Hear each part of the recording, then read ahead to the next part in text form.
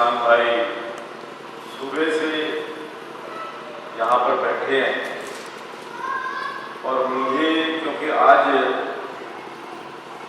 शहीदी दिवस है, आज के ही दिन शहीद आजम भगत सिंह, राजगुरु सुखदेव, इनको फांसी की सजा हुई। पूरे देश के अंदर आज हम इनको शहीदी दिवस के रूप में मना रहे हैं। उसके कारण आज सुबह से ही पंचकुला में माननीय मुख्यमंत्री जी का कार्यक्रम था, फिर वहां पर पंचकुला में ही सामुदायिक केंद्र का उद्घाटन था। उसके पश्चात 4 या 5 कार्यक्रम और कई थे जहां जहां जाना था। अभी आते आते गांव कोट के अंदर भी एक शहीदों को नमन करने के लिए कार्यक्रम रखा हुआ था।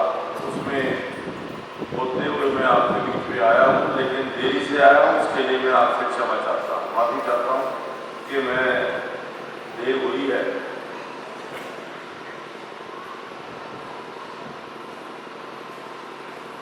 आज के इस कार्यक्रम में उपस्थित श्री सुरेंद्र यादव जी, डिप्टी डायरेक्टर,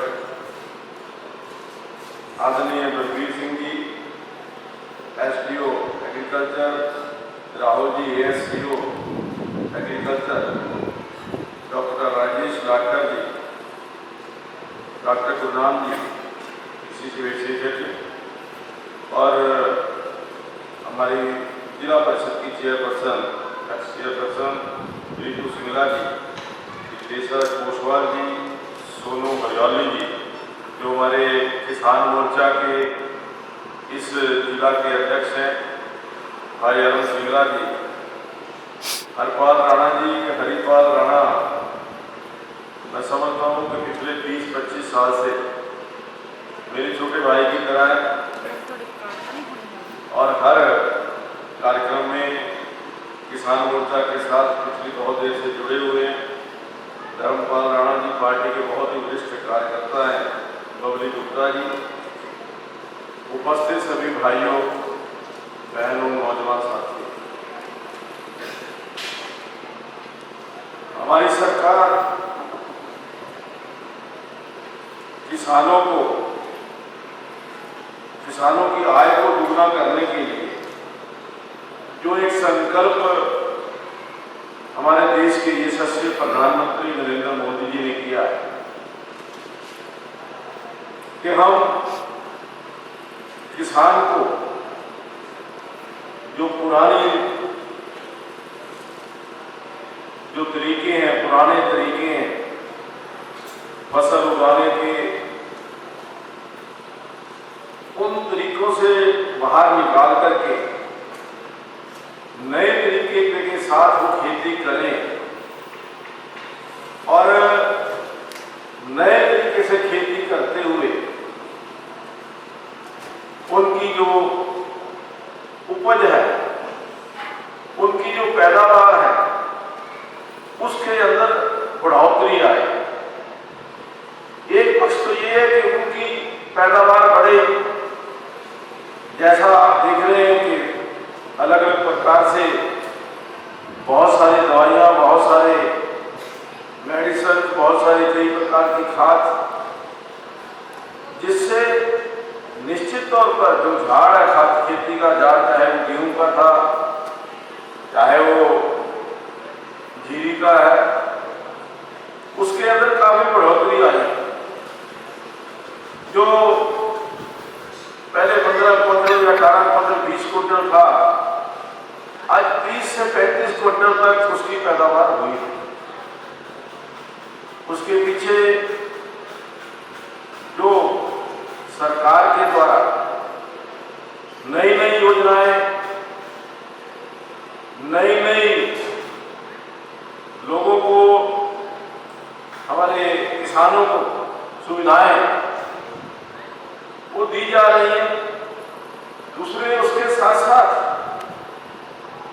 जो किसान की उपज है, जो पैदावार है, उसके रेट के अंदर भी बड़ी बढ़ोतरी की है। आपको याद होगा 10-12 साल पहले जब किसी भी जिनस के रेट बढ़ते थे, चाहे वो जीरी थी, गेहूं थी, मक्की थी, जौ थी, वो 10 रुपये क्विंटल या 15 रुपये क्विंटल बढ़ा करते थे। आज जो बढ़ोतरी है वो 100 रुपये क्विंटल, 150 रुपये क्विंटल, और खासतौर पर जो सरसों है, मक्की है, ऐसी जो बहुत सारी दालें हैं, उनके रेट जो है वो 500 रुपये क्विंटल तक भी बढ़ा दी। सरकार ने योजना बनाई और वो काम कर रही है और उनके रेट हमने बढ़ाए ताकि जो किसान उसकी लागत जो है वो जिस प्रकार से बढ़ी है उसी अनुसार उसको उसका खेती का पैसा मिल सके। इस प्रकार की जो योजनाएं वो समय समय पर सरकार लेकर के आ रही है। सरकार ने बहुत सारी स्कीमें नई शुरू की हैं। आज प्रधानमंत्री जी ने प्रधानमंत्री फसल बीमा योजना तय की, किसान की फसल का बीमा किया, अर्थात चाहे वो बरसात है, चाहे ओलावृष्टि है, चाहे कोई सुंडी है या और कई बीमारियां फसल को लग जाती हैं, कहीं पर जलभराव हो जाता है, बरसात के कारण फसल तबाह हो जाती है। इन सब चीजों से बचने के लिए, इन सब चीजों के बचाव के लिए प्रधानमंत्री जी ने प्रधानमंत्री फसल बीमा योजना की कि किसान अपनी फसल उसका बीमा कराए और उसकी बीमे की राशि को बहुत ज्यादा बड़ी राशि नहीं है, वो 500 रुपया एकड़ या 1000 रुपया एकड़ तक हो सकती है, लेकिन उसके बदले उसको 18,000 रुपया, 20,000 रुपया एकड़ तक का मुआवजा जो है वो बीमा कंपनियां देंगी अगर उसकी फसल के अंदर कोई भी खराबा किसी प्रकार से आता है। और इस योजना के अंदर पूरे देश के अंदर 13 करोड़ जो हमारे किसान भाई हैं उनको शामिल करने का लक्ष्य रखा हुआ है। और इसके लिए रबी की फसलें जो हैं उसकी प्रीमियम दर जो है वो 1.5% है और खरीफ फसलों के लिए 2%। और जो बागवानी है उनका भी हमने बीमा शुरू किया है, क्योंकि ये चीजें, बागवानी एक ऐसी चीज है कि ये थोड़ी सी मौसम बदलने के कारण, अंधेरी आने के कारण, ज्यादा वर्षा होने के कारण बहुत जल्दी खराब हो जाती है। तो उन फसलों का भी हमने बीमा करने की योजना बनाई।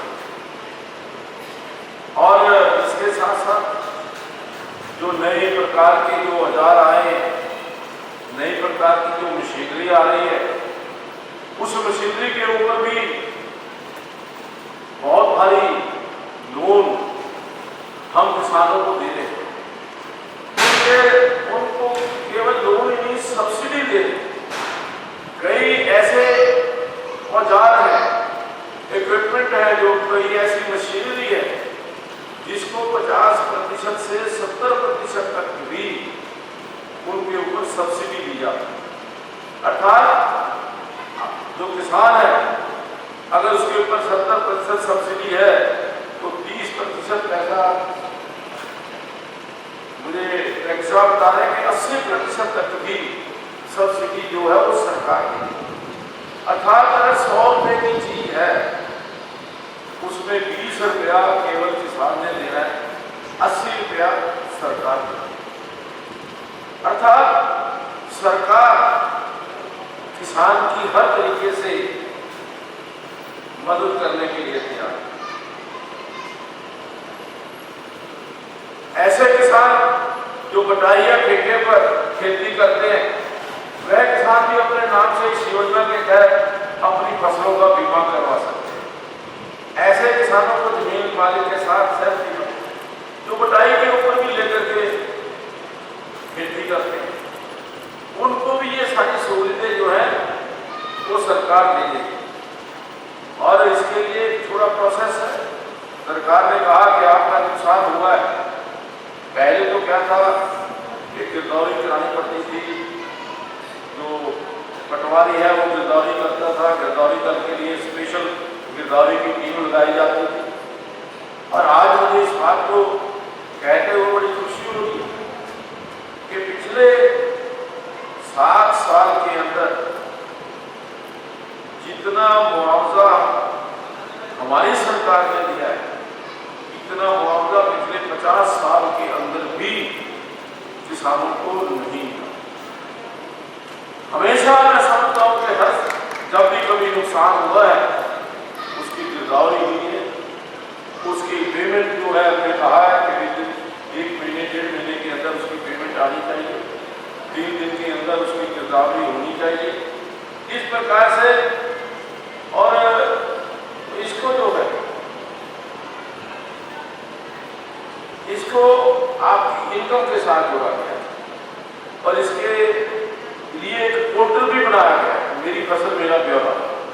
शुरू के अंदर कुछ हमारे किसान भाइयों को दिक्कत भी आई कि मैं अपनी फसल का ब्यौरा कैसे, उसके लिए भी सरकार ने स्थान के ऊपर लोगों को लगाया कि वो अपनी फसल, जहाँ पर ये गाँवों के अंदर बहुत सारी ये जो अपने सीसी क्या बोलते हैं वो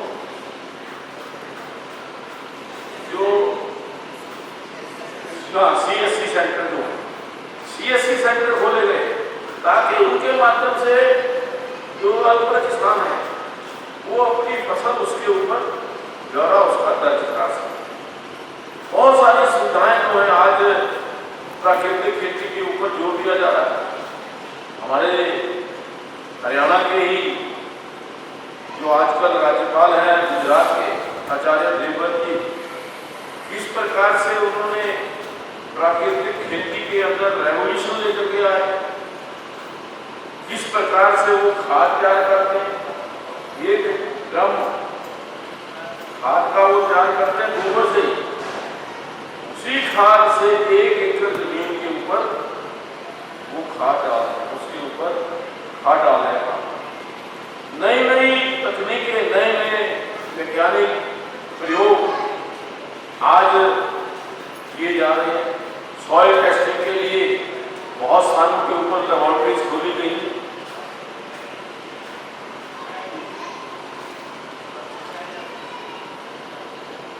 अभी तक अधिकारी मुझे बता रहे हैं कि 30 लाख सॉइल सैंपल जो है, मिट्टी के सैंपल जो है वो टेस्ट कराए गए। मिट्टी की गुणवत्ता कितनी है, मिट्टी के अंदर किस प्रकार की फसल पैदा की जा सकती है, कौन सी फसल यहाँ अच्छी होगी, कौन सी उसको खाद की जरूरत है, कौन सी किसी मेडिसिन की जरूरत है। इसके अलावा हमारी सरकार ने कहा कि आप, क्योंकि पानी का स्तर नीचे गिरता जा रहा है और पानी के स्तर को नीचे गिरने से रोकने के लिए हमारी जो सरकार है वो स्कीम लेकर के आई है। मेरा ये है जो मेरा पानी मेरी आस, क्योंकि पानी की कमी है। जहाँ जहाँ पानी की कमी हो रही है, सरकार जहाँ, ये आपको पता है कि जो जीरी है धान लगाते हैं, एक मतलब उसके अंदर जितना पानी लग जाता है एक हफ्ते के अंदर, जो सालों साल आपको पैदा करता है, पीने के लिए पानी काम आ सकता है। लेकिन सरकार ने कहा कि आप फसल मत कीजिए, 7,000 रुपया पर एकड़ सरकार देती है कि आप फसल लगाएं, क्योंकि उससे जो नुकसान हो रहा है, पानी नीचे जा रहा है, या जो जीरी के अंदर फसल पैदा हो रही है उसका उतना फायदा नहीं, इससे ज़्यादा नुकसान पानी का होगा। अलग अलग प्रकार की फसलें आप लगाएं, केवल जीरी और गेहूं के ऊपर डिपेंड ना रहें। आज बहुत कई प्रकार की नई नई फसलें आई हैं, आपको दालों के ऊपर शिफ्ट होने की जरूरत है। दालों आज का एक दिन का किसान मेला का जो किसान मेला और प्रदर्शनी लगाई गई थी, इसमें आत्मा स्कीम के तहत SC कंपोनेंट के तहत सौजन्य से लगाया गया था और इसमें लगभग 500 किसानों ने भाग लिया।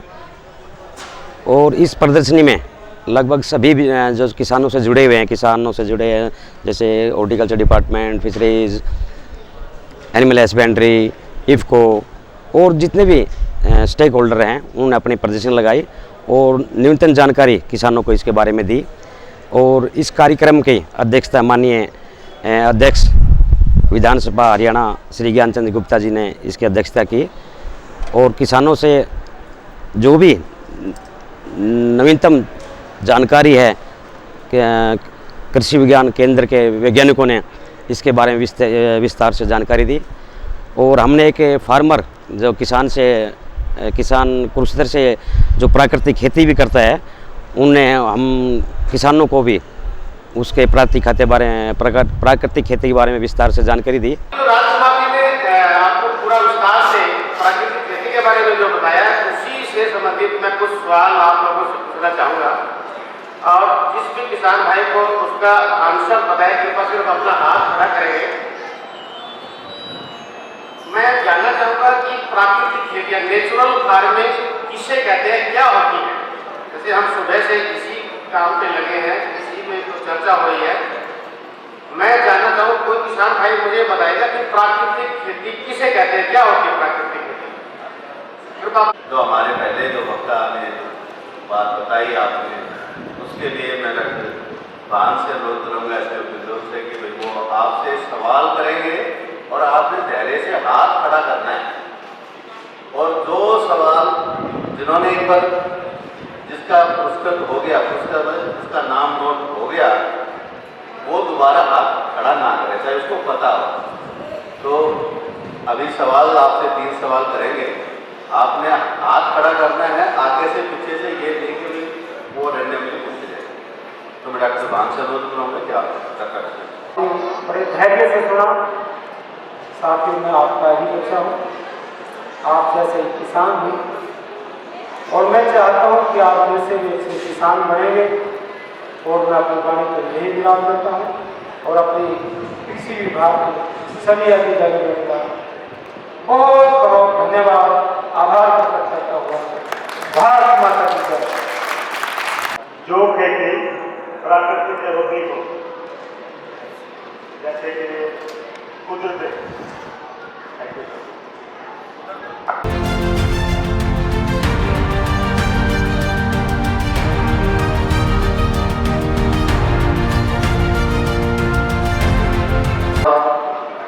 पंजाबी बोल सकता, पंजाबी समझा जी तो मात भाषा ज़्यादा बोला जाए, खिंच के बोले जाए। मेरा नाम प्रितपाल शर्मा है, पेशे को किसान है, हुण पर पैसा। मैं अपना बचपन माँ बापू सदा कर्जे च फसिया ही किते। छोटे बच्चे होंगे सी, कुछ कर नहीं सकते सी, फीस लैनी 2-2 महीना 3-3 महीना मसा बड़ी मुश्किल स्कूल की फीस भरी जाती सी। उन्होंने हालातों को देखते हुए कि ये किसान कोई फायदा नहीं खेती करना, जेकर प्रॉपर्टी है सारा टब्बर खेत च लगे रहता, कोई किसी प्रकार का फायदा नहीं होता। ऐसा ऐसा पढ़ते गए, फिर 2004 के विच मैं न्यू हालैंड का अमेरिका तो पेटी बंद एक बेलर लेके, जिसकी कीमत 4,75,000 रुपए से 1,75,000 उस पर सब्सिडी। उस वक्त पराली बहुत बड़ी समस्या सी, किसी प्रकार का हैप्पी सीडर नहीं सी, कोई भी होर साधन नहीं सी जिहड़ा पराली को खत्म करता हो। एक ही साधन सी, वो सूँ पता सब तो सौखा साधन तीली, बस भी तीले लो हैप्पी सीडर बिच ही आ जाता। चलो ये गल्लां भूमिका बनाने वास्ते मतलब मैं दस रहा। वो बेलर 4 लाख के बेलर ने ਅੱਜ ਮੇਰੀ ਕੰਪनी 150 करोड़ रुपए की बनी। ਅੱਜ ਇਹ किसान का पुत 150 करोड़ रुपए की टर्नओवर करता है, वो भी सिर्फ किसानों नाल संबंधित करता, होर कोई तीजा चौथा शाहूकार इहदे विच नहीं।